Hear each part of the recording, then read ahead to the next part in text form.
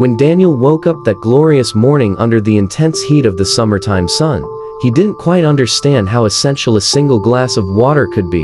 when his throat became devoid of its natural moisture to the point where it cracked like an open window, his lips feeling dry and cracked, and his tongue became thick and slippery, dragging across the roof of his mouth like sandpaper. His thoughts appeared to get slower, as if their natural processing in his brain was being affected by the heat. Initially, it appeared to be something trivial, like he had overslept, skipped his breakfast, and told himself he would drink later when he had completed a few chores. However, as time started to blend together, the world around him began to shimmer in a warm neon glow, and everything around felt as if it were shifting and collapsing, including his skin, which once looked healthy and invigorated, now felt tighter and paper-like, as if it clung onto bones under the constant heat his body desperately welcomed. The first sign Daniel noticed of trouble began with dizziness, a gradual, slowly creeping fog that wrapped around his mind and made everything feel like going through an invisible heat wave,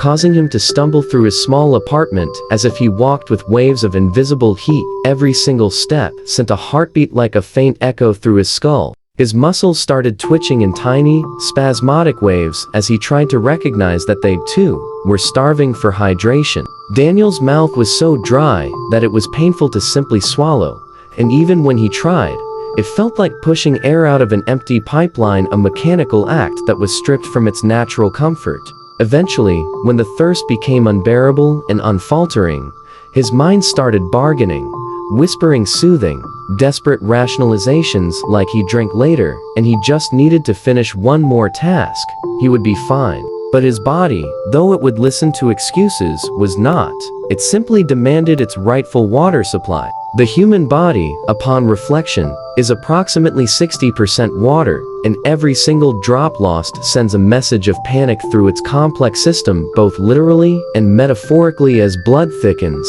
heart rate quickens, the kidneys slow down their filtering processes to save any remaining water, and the brain, delicate and demanding, starts to misfire in subtle, yet significant ways. With the sun beginning to set,